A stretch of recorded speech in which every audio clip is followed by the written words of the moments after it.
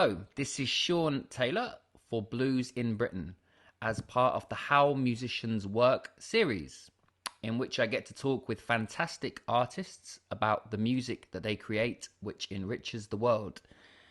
Today, I'm joined by two fantastic musicians from the wonderful international touring blues band Catfish, who are a really great band who I've been fortunate enough to open for a couple of times, who bring together a lot of different styles, and you should check them out live because they're great. Okay, so welcome Mr. Paul Long and Mr. Matt Long. Hi, Sean. How you doing? You all right? Very well. Good. Yeah. Good to see you. Good to see you, Sean. I'm delighted you can both do this. It's a Yeah. three-way interview. I've never gone like that before. It's always been a kind of one-on-one thing. So I'll talk very slowly and we won't That's all right. First off, I've got to ask about the last few years because you both had very challenging few years with health issues, and you've also received a massive amount of love from everybody, and rightly so, within the blues community, which has been very moving. Could you talk a little bit about that? Yeah, I guess the first thing happened to me really in the lockdowns. We were all here doing our acoustic streams and everything in 2020, and I had a massive heart attack and cardiac arrest, and so it took a while for us to get sorted out from that. But some cheerful soul said to me, "At least you haven't missed anything because there aren't any gigs anyway." So It was very true at the time. that sort of thing cheers you up. Yeah. Yeah. I guess but about a week before that happened, we'd recorded our live album at a venue when at that time you could be in a venue with a technical TV crew, but you couldn't have an audience. And so we did it as a live stream, and it was all multi-tracked and multi-cameraed and everything. So we remixed it and put it out as a live album. And it was a nice way of capturing the band playing, really. We always knew we would do a live album. We always wanted to, but they were quite weird circumstances. So I had to recover from all that. And we eventually got back on the road, and that was strange times where you would go and play a gig, and then somebody could sit in seat 2, and then there'd be 2 seats with big X's on them, and then somebody could sit in the next one. And it was all like that. We all remember what that was like for a bit. And then I was diagnosed with prostate cancer. So, and then just over, summer last year, had a surgery on that. And I'm waiting a mop-up course of radiotherapy just to finish off that job. So again, we had to take time out last year for that to happen. And so we thought we were all back on the road and out of the other side of that when Matt started to feel ill. And when we were away in Netherlands on tour, wasn't it, Netherlands, really? it was at Pass Pop Festival, which is one of the biggest kind of festivals like that we've ever played. And we had a gig before it, and I started feeling just pain in my abdominal area. And I couldn't really concentrate on the gig. I remember being really miserable at the time. But we still did the show until that, and then we did the Passport Festival the next day. And I thought, this is still going on. I thought I better go get it checked out. And then, basically, as soon as we got back home, went straight to hospital, got myself checked out. And then there's a few things that happened first. I had like some misdiagnoses of certain things. But then it ended up being like a week or so later, they said it was cancer, specifically in my bowel. So it was a big old tumor that was giving me all the pain that I was trying to sing through. So yeah, immediately we kind of had to rethink how we go forward. And obviously I had to, main priority is getting better. We did the same protocol that we did for, when Paul got ill for both his heart attack and his cancer as well, was just whatever time off we need, we'll take it. We'll come back to whenever we can. So yeah, I'm still recovering from that. I've just had my surgery. I think it's 2 weeks today that I've had it. Still pretty rough at the minute. As you can see, my room is a mess. I am a mess, and still in a fair bit of pain. But obviously, it's way better than the alternative. And if you're wondering why I'm sitting leaning back, it's because my big old wounds are down there, and I'm trying not to aggravate them too much.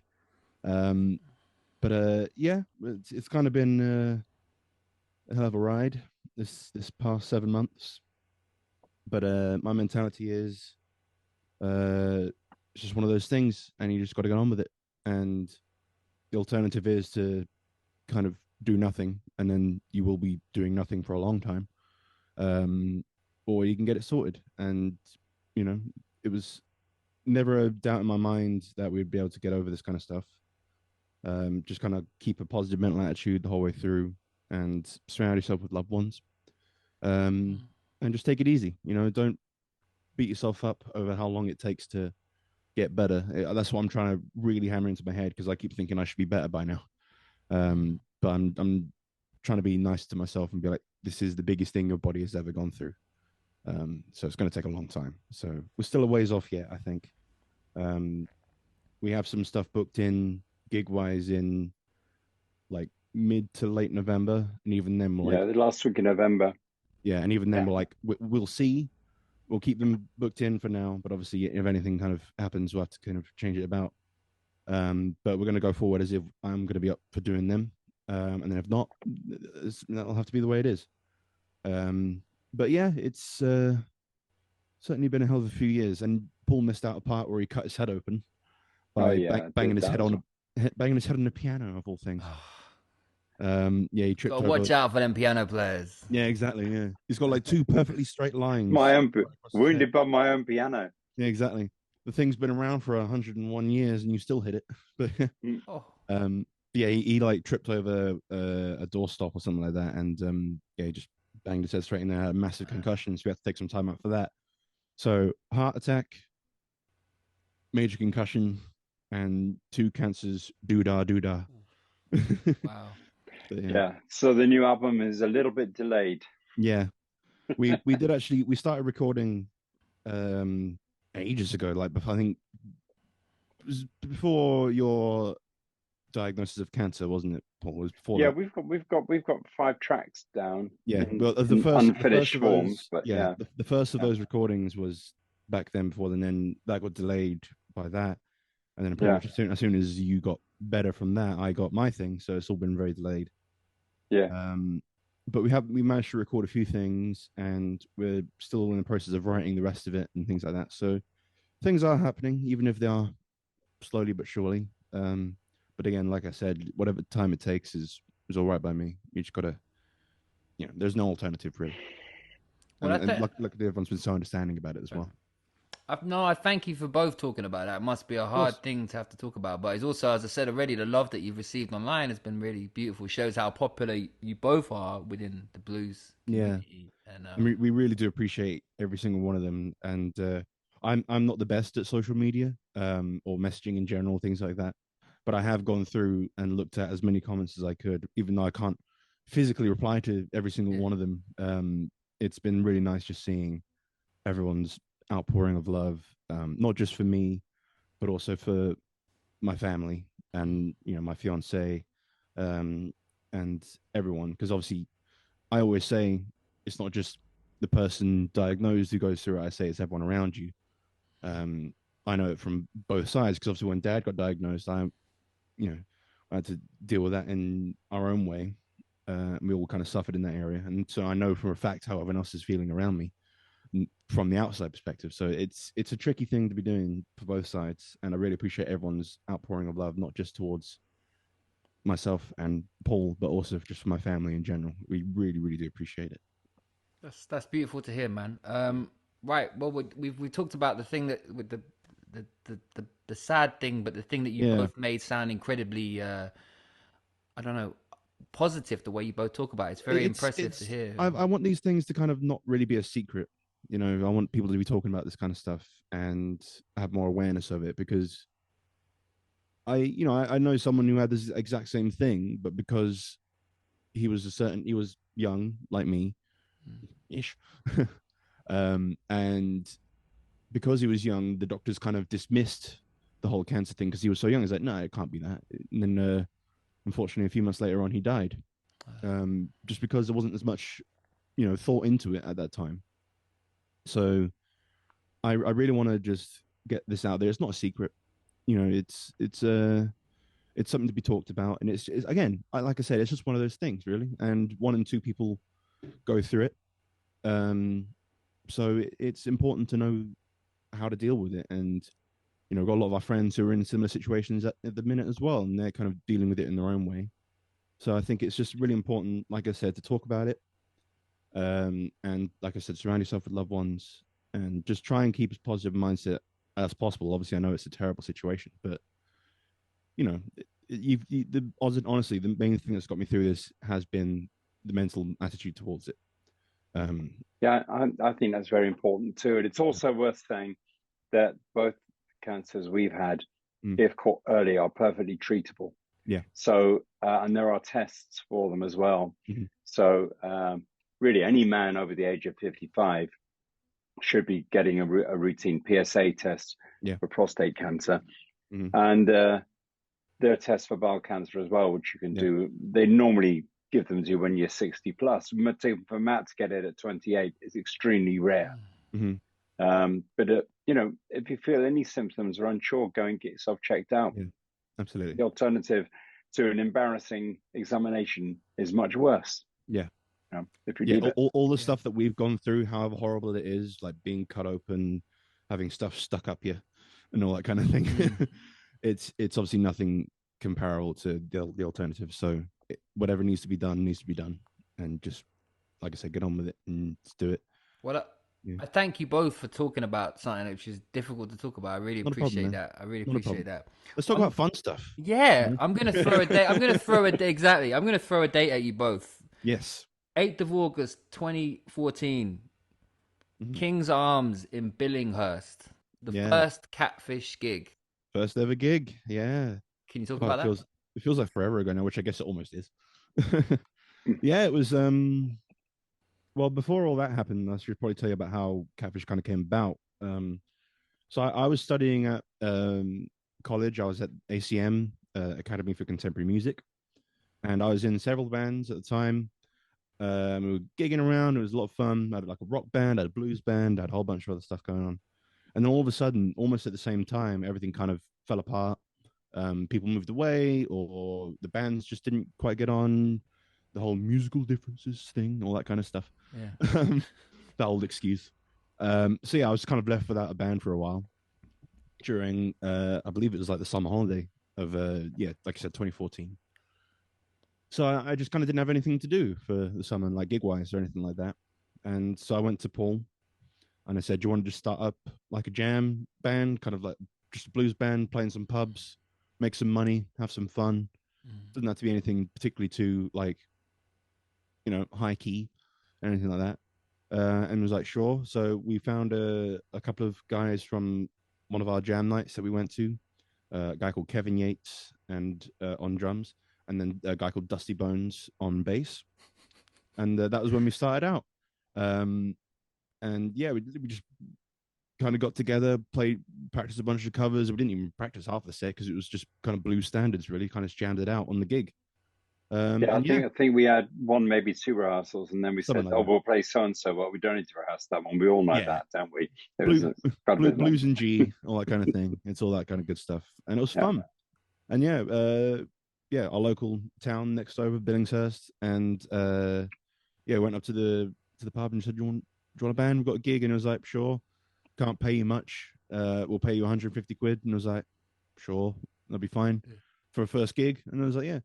I remember distinctly, like we had a few fans from the jam that I mentioned before, and obviously my mum was there, a couple of my friends from school, but all in all, less than probably 10 people who actually came to see us, and then the rest of them obviously were pub goers, and the football was on, and we were a nuisance, if anything. And 10 years later on, I still think we're a bit of a nuisance in some ways, but there we go. There's nothing wrong with being a nuisance. That's the whole point of music. And also on that first gig, I remember, I won't call out names because I don't believe he works there anymore, but the guy who ran the pub, we went up to him after the gig. It was a great gig, really good fun. And we were like, we'll sort out the money and all that kind of thing. 150 quid, please. I was like, oh, I don't remember saying 150 quid. I remember saying 100 quid. And I was like, Oh yeah, here we go. I'm kind of embracing the gig life right there and then. It was like the rite of passage kind of thing. Yeah, Eventually, he was nice. You know, I say nice enough. He tried to stiff us, but eventually he agreed and 150 quid and all that kind of thing. yeah. And yeah, that was our first gig. Um, yeah, not 10 years ago, 9 years ago now, isn't it? I suppose I can't do Yeah, maths. well, it's 10 years in 10 years next next summer. year. Yeah, Yeah, next yeah. summer. Talk about the Yeah. band, the name Catfish. What's is that Again, the song? because it was so like low key kind of thing, we were just like one of the songs we were playing was Catfish Blues. Yeah. Um, obviously Hendrix covered it. It's a Robert Petway song originally. Yeah, and Rob Petway. Robert Yeah, Petway song, yeah. So we were covering that, and that was in the set list. And before we actually got to the gig, like literally a couple of days before, we were like, we haven't actually got a name or anything like this. So we literally just looked through our set list, all the song names, and we're just like, I don't know, just pick one of them. Catfish Blues, Catfish. There we go. That'll do until we can think of something better. And here it is, still 9 years later on. We just never really. We kind of stuck quickly with us, and before we could think of anything else to call ourselves, everyone knew us as Catfish, so we couldn't really change it. And it's grown on me. It's actually kind of it reminds me of my roots, of the It's a good band's name. roots in a way. where we came yeah. from, that kind of thing. You know what I mean? Well, if you use the starting point that all band names are terrible, Oh, this exactly. one's not There's so no such bad. thing as a good band name. Oh, Like name a band right now, and I'll tell you if it's a good band name or not. I'm asking the questions. That is a difficult question. Catfish is a good name. I like it. It's just it'll do. But what one thing that's come to mind that it is 10 years next summer is that as the new album has been pushed back and back and back by these health things and having to come off the road, Yeah. we thought we would do a little EP to put out in the meantime. So just so there was something new out in the meantime. And so we thought, well, let's do some of the covers. We don't play many covers, but let's put, they're never going to be on a studio album of our own, but let's just do them now and put them on an EP and put them out. So we're doing an EP. There are 3 of the covers that we play and 2 original tracks. We've got 4 of the 5 recorded. The 5th one we haven't had a chance to record because Matt had to go and have a surgery, so we'll have to do that one as soon as he's able. Yeah. The reason I mention that is that on there is a new recording of So Many Roads, the title track of the first album. 10 years on, we play it very differently, with a different drummer, different bass player, a different arrangement. But we played it that first night. That's cool. And Catfish Blues, the 2 songs. Catfish Blues, we hardly ever play now. So Many Roads has come back into the set after a long absence. And now we can't imagine a Catfish gig without it at the moment. But we thought we ought to put down the way we play it now. So that's going to be on this EP as well. And by the time it comes out, it probably will be 2024. So it's as near as, damn it, a 10th anniversary version of it. We were trying to do it before I had to go in for surgery, but we just couldn't get around to actually doing it at the time. So yeah, it's going to be like a little interlude kind of thing in between where we are now and our next originals album coming out whenever we can finish it. I keep saying it's going to be soon, but then things keep happening and things keep getting jinxed. And I'm just like, I'm not going to say anything. I'm not going to say anything of when it's going to come out. And I was like, no, it'll come out when it'll come out. So, that's a great story that you have a song that's 10 years. It's going to be hopefully nearly 10 years from the first gig. That's a really great seeing the development of the band. And I'd like to talk a little bit actually about the lineup because it's changed. You have now, is it Kev Hillman and Adam Pike as the Kev Hickman, yes. So I apologize. Sorry, Kev. That's all right, no worries. Yeah. My bad. Adam joined, I think we were 4 years into the band, something like that. Yeah, 27 November 17. 2017. Yeah. Right. Okay. Yeah. Dusty, our bass player before, he was great, really great player, but he just couldn't quite handle like the excessive gigs and touring, and he didn't want to like travel abroad, things like that. So just a few things happened there, and then he wasn't up for where the band was going, and he graciously went carry on, and kind of left us to it. And I think Kevin kind of had the same idea a couple of years later on as well. He was like, I can't quite keep up with the gigs and things like that, and that's all fair enough. He's a retired man and he's got a wife and kids and grandkids and all that kind of thing. He wants to spend more time with them. Whereas this guy is kids in the band, so it doesn't matter. It's a great lineup. It's a great. I mean, hearing you guys for the first time, I think I heard you play was in Kent. It was a fantastic gig, and the interplay between you all was Yeah, really great. There's a lot of love on stage between you, and I think you can't yeah, fake that. yeah, I yeah. mean, It's certainly talk a little bit about the way the different instruments kind of work in and out, because there's bits in the gig when I was watching. Obviously, the drums and the bass is always a kind of mm, marriage between those two instruments. I always think, but the way in yeah, which you all add your own little special bit of kind of chemistry. Could you talk a little bit about how you do that without treading on yeah. each other's toes? No, of course, yeah. Like it's great working with musicians that have dynamics for me. That's always my favorite thing about music is dynamics, like super loud bits and then super quiet bits here and there. I always think one extreme or the other kind of it can kind of wear out quite quickly. And Kev and Adam and Paul and I guess myself in a way, we all had a good hang on dynamic range in the band. So we would go from super heavy kind of rock stuff, uh, which is barely blues type thing, to super quiet dynamic things, and knowing that you can trust the other musicians on stage to kind of go with you on whatever you want to do, and vice versa, you're going to go with them on whatever they decide to do, is a really important thing. Um, just kind of having that I guess intuition is the word, or like connection in between everyone.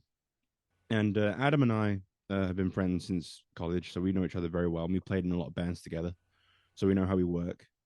Kev is he's a hardened, touring musician of many years. He's toured with some big bands, lots of different kind of genres of music. So he's good at kind of being dropped in at the deep end kind of thing. In fact, in one of the other bands we played in, um, he wasn't originally the drummer, but then the drummer for that band, he broke his arm right before our first gig. And this is a few days beforehand. And we messaged Kev because I was like, he's a great drummer. He can, he'll do kind of thing. He'll certainly manage to do a good job. And with like, I think like less than one rehearsal, I think he showed up like halfway through, nailed it.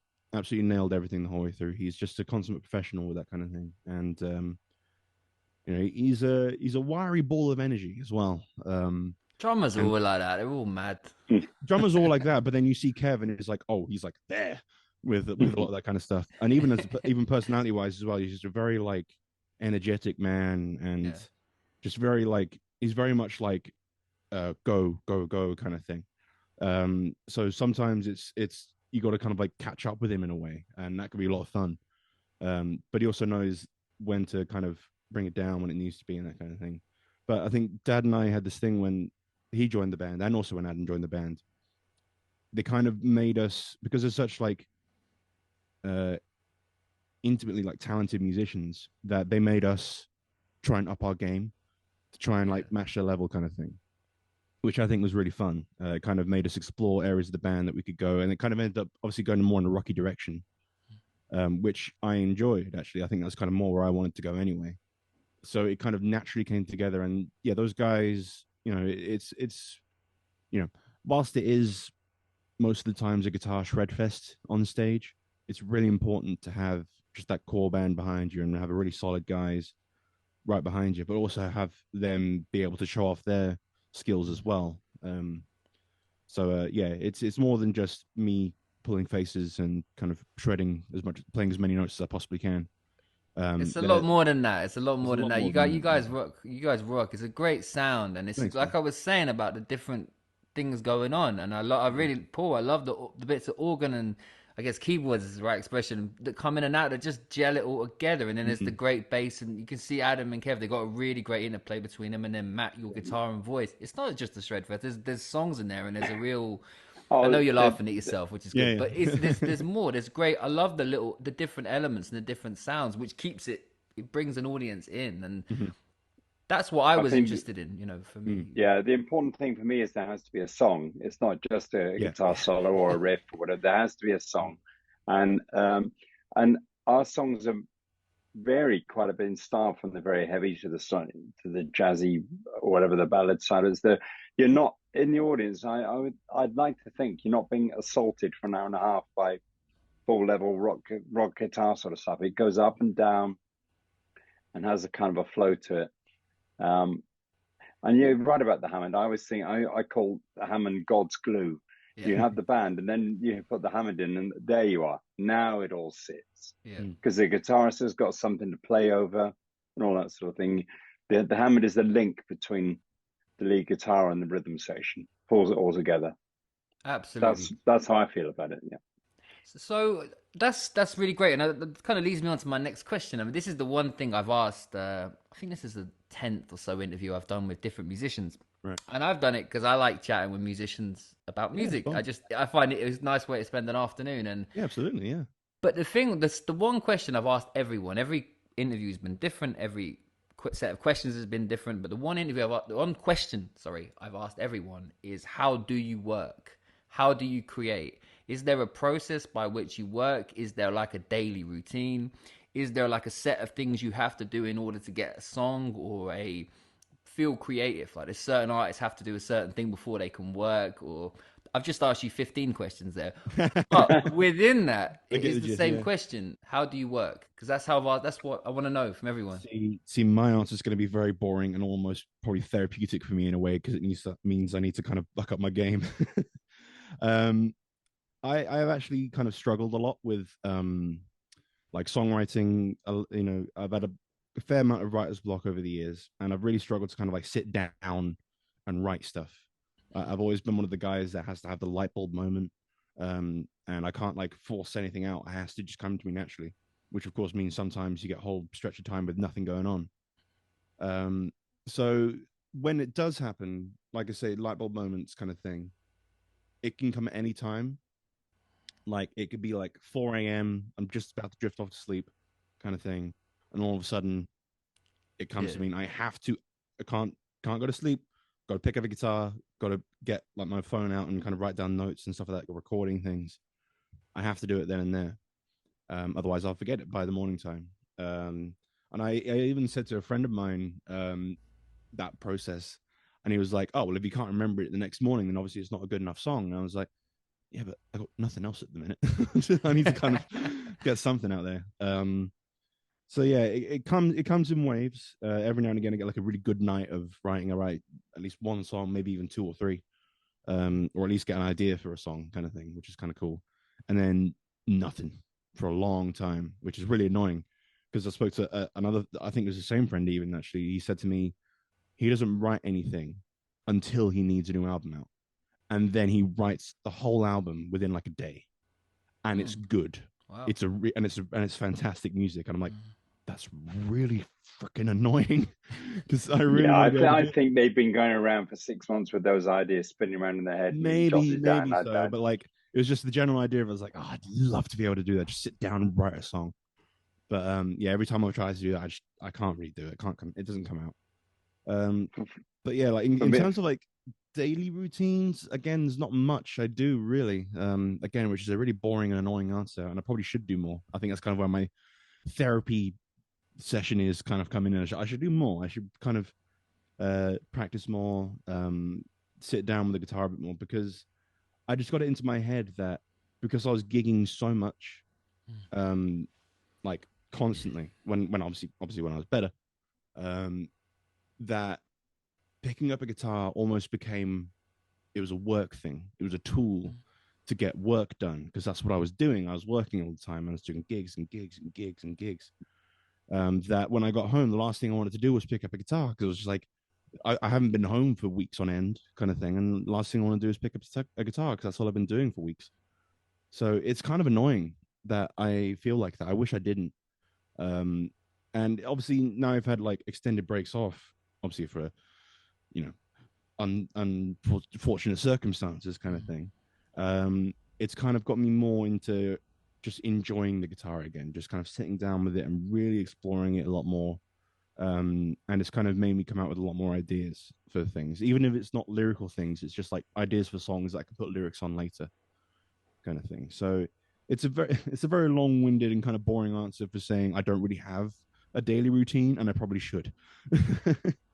But yeah, in terms of like when the band writes some stuff together, it kind of comes from either Paul or myself, the kind of initial idea, and it'll be like anywhere between like 75 and 90% done, or sometimes even the whole way done. And we'll bring it to the band. And we'll kind of like wood chop it, and the other guys will kind of put their thing on it here and there. So that everyone kind of has a little say in it. But it kind of stems from either Paul or myself kind of having the idea for the song initially. And it tends to be, if Paul writes a song, he'll obviously sing it. If I write a song, I'll sing it, because obviously it kind of comes from our own experiences. But we kind of started to play around a little bit more with each other's ideas, especially over the previous album. We kind of worked together, at least structurally, on songs, to the point where I think there was only like a couple of songs from either of us that were just solely us on the album. And it's been really fun, kind of like, because Dad will come in with this idea, and it'll be like this kind of cool, interesting structure of kind of things. But then I'll be like, how do we make this into the Catfish vibe, into the kind of blues rock vibe kind of thing? So I'll put like a riff on it, or kind of change up the groove, or just kind of even as far as like speeding up or slowing it down, things like that. And then Paul will do some of the same stuff to my songs. You'll kind of add some more kind of interesting arrangements into it. And also the other guys as well. When we bring it to the other guys, they'll be like, how about we do this? How about do that and the other? But yeah, it kind of, like I say, it stems from either Paul and myself. But it kind of has the flavor of everything else in it when it kind of comes to the finished product, which I quite like, because then it's kind of my story, like, of the song, but everyone's got their little input on it, kind of thing, if you know what I mean. So it's not just, it's like, it's my song with everyone's really good collective input on it as well, if you know what I mean. That is definitely sorry to interrupt you, Paul, but I was going to bring you in. But that is definitely a process that you've outlined there, Matt, without saying you don't have a process. That is a process. Waking up at 4 in the morning and saying working. That's a process. It's just it's your own process. It's not a very good process. I'll say that. Well, it becomes a process once you've had the initial inspiration. Exactly. Which, you could probably bring along earlier than you do. I think you tie yourself up in knots about it too much. For me, it's more varied. It's sometimes a musical idea, a chord sequence. Very rarely it's a lyric thing. I mean, there's a couple of our songs which I sat on a train to London, started writing a lyric, got to London, and it was finished, and I didn't change a word of it. That's so rare. Normally, there's a bit more of a, you can go over and over and over, because lyrics to me are very important, and nothing pleases me more at a gig when somebody comes out and says, I really love the words to that song. Yeah. Partly because, you can actually hear them, but also they're listening that deeply to take in the lyric. But then, so you beat yourself up over the lyric, and then suddenly you hear something, or go to a gig or hear something on radio, and it goes, oh yeah, baby, I love you, yeah, wow, wow, wow. And you see the audience going mad. Why am I beating myself up over lyric writing? But it's important to me. I think with us, if the musical ideas get melded between maybe initially me and Matt, and then the band come in, the lyric tends to stay true to whoever started it. I don't think we cooperated too much on lyric. Apart from Matt will say, you've got too many words, take half the words out. That's a very common thing. Well, that's kind of one of the things I've tried to learn with lyric writing is it's very easy to, like, I say very easy, it's not very easy, but like when you're writing lyrics, the words can come out fine, but then as soon as you try and put them to a beat and put them to the melody kind of thing, you realize, I actually do have too many words here, and you have to try and like shorten things down and things like that. So yeah, it's definitely a learning thing because some of the earlier songs, I try and sing them now, and it's like I'm almost like rapping at certain points because there's too many words in there. At some point, I was like, oh, this is interesting. So yeah, again, it's trying to find the sound, trying to find the song towards each thing. Occasionally, I'll come out with a lyric first and then put the guitar around it, but that's kind of like the same thing with Paul. It's a rare thing. It mainly stems from having like the structure of a song or a riff or whatever kind of thing, and then kind of putting the words in around it, which I think is kind of the more common process between ourselves. Yeah, and also just occasionally a song, you'll write it, do a little demo here, take it to the band, and they'll go, oh yeah, that's great, we'll do it just like that. That's quite rare. There's a song called London, which I think we did very early version at the gig that you played with us in Chislehurst. I think it was like at the second or third time we'd even tried it. And that's one that just came out. We're doing exactly, as it was originally intended. Others bear no relation. I found a demo the other day of my song Ghosts, and I played it. I thought, oh wow, this is like so far removed from how we ended up doing that song. Apart from the lyric is there. Yeah. But the I rest think of it started out as like a slightly more like reggae type song, and I was like, it was a kind of funky groove thing. Yeah. Yeah. I was like, we ain't having that. We're having like big emotional rock ballad type thing. Yeah, and they were right. I mean, that's interesting. Like, hearing you both, it's really lovely hearing you both talking. I was want to ask about the question that you're both obviously father and son. How does that work? I mean, it's a really it's great and it's so natural. But do you ever just how do you take a step back from being the father and son to actually being able to work in a band? You seem to get on great and it's really lovely to see. But does it ever? Is it? Do you ever just have to pinch yourself and think, hang on, we're related. We're in a band together. I think over the years it's gotten to a point where it's like flicking on a switch. Yeah. Like when we're in gig mode, it's very much like we're bandmates and we're colleagues working together and that kind of thing. And then as soon as that's done, it's like whoop, kind of flip the switch back again. It's like, no, he's my dad again, kind of thing. So it's definitely like I wouldn't even say it's like a persona, but it's like when you're on stage, it just kind of changes. To what you need it to be, really, because I don't know. We've always worked well together, no matter what it's kind of on, and we know how each other works, and we know what buttons to push and what buttons to not push, and even those buttons do get pushed every now and again.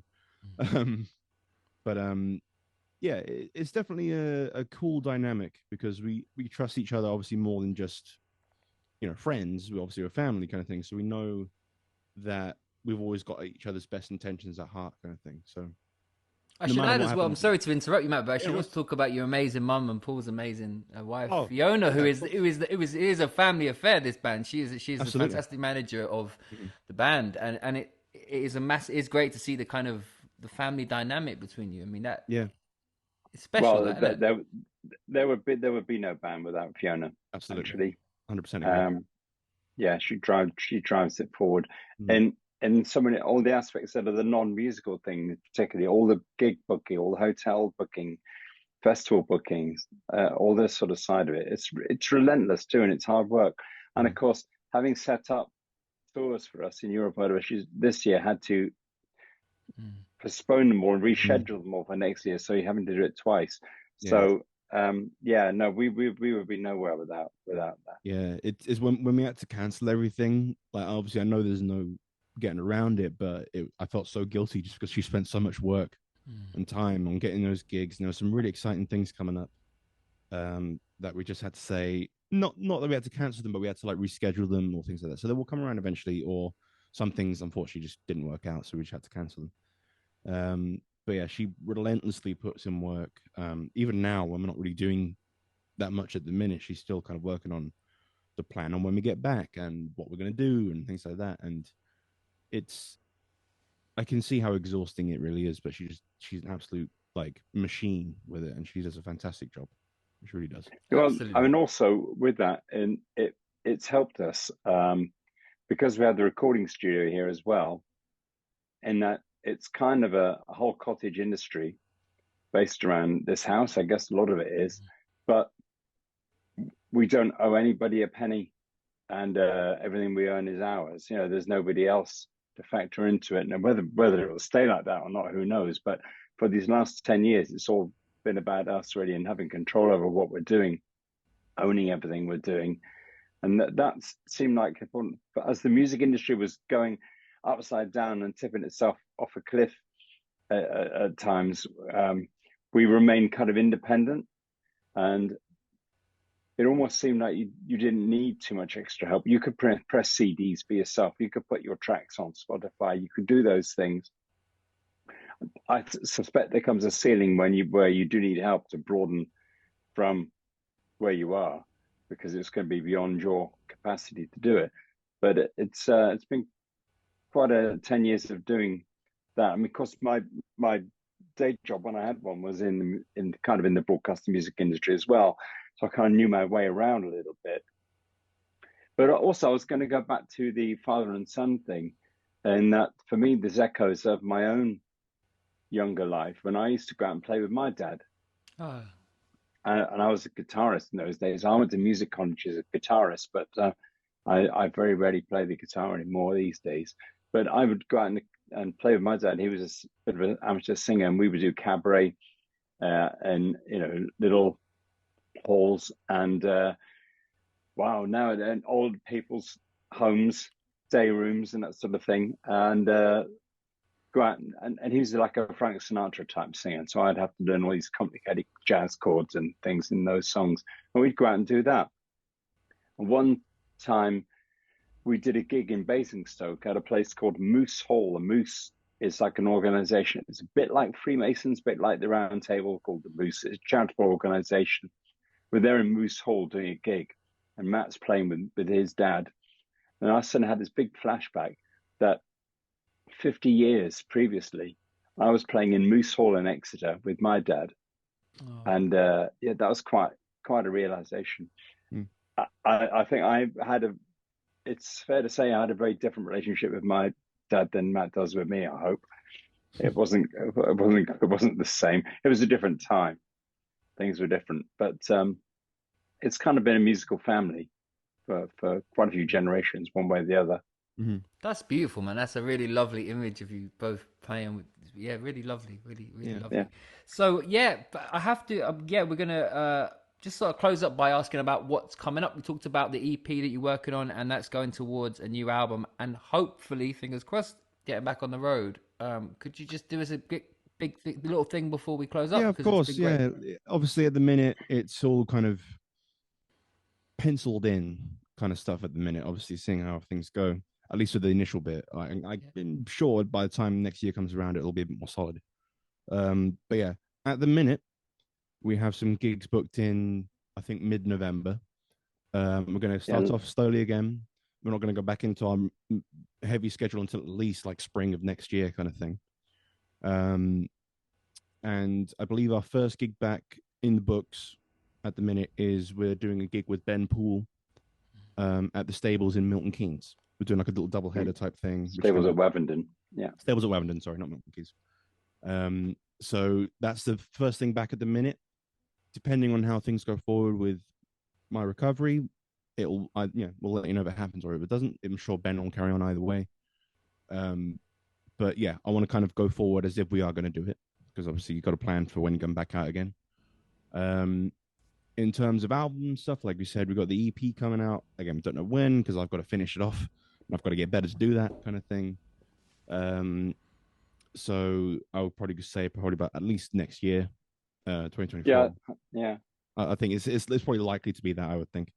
I think the EP will slip into January for sure. So around that time kind of thing, depending on how quickly I get better.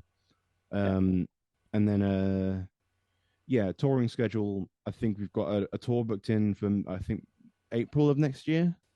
Well, there's some UK dates through January, February, but the first European tour is end of March into April. End of March, right? Yeah. And then we're kind of up and running, really. Mm-hmm. But yeah, like it's all case of circumstance kind of thing at the minute. I'm getting better every day, but also some days I just kind of slip back a couple of pegs, so it's kind of hard to gauge where I'm going to be at the minute. But there's a whole month in between now and when the first gig is booked, so we'll see. We'll see how we go with that. But yeah, it's exciting at the prospect of getting back. I haven't actually, Sean, I think you're the first person to actually look at my face, except for my family and my fiance for at least a good month or so now. I haven't actually been outside properly at all yet, which is very strange, and it's not having any side effects at all. But you're looking well. You're looking really well, man. Thank you, man. Thank you. It's like I said earlier on, it's a long and slow process, but I need to be better. I need to be kinder to myself and just take time. It's the biggest thing I've gone through, so it's going to take a lot longer than a couple of weeks, because it literally is just a couple of weeks from today since I had my operation. So yeah, I'm looking forward to getting back out there. I don't know when it's going to be, but hopefully it'll be mid-November. Let's put it like that.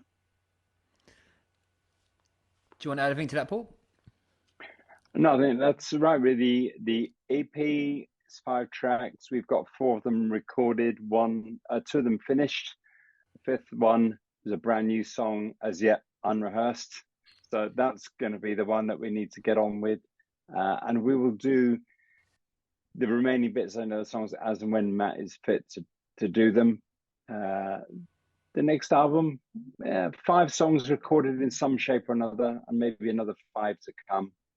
And some of them are on the way, waiting to be rehearsed as well. So it's hopefully not as far away as all that. You should be definitely seeing some stuff from us next year, hopefully. The EP for sure, and hopefully the album later on next year. So yeah, but it feels, in a way, it feels like a new beginning, really. I think after this gap, we almost feel like, not that we had been forgotten about, but that we almost felt we had a momentum going, and we will have lost some of that, and we kind of had to go, right, okay, and off we go again.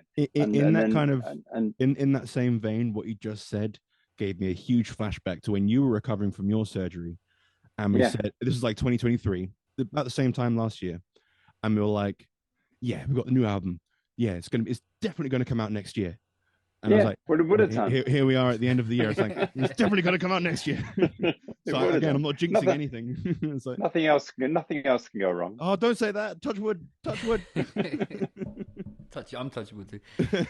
Right. Well, thank you so much for your time. And it's so great to talk to you both. Great to talk to you too, man. It really is. Yeah.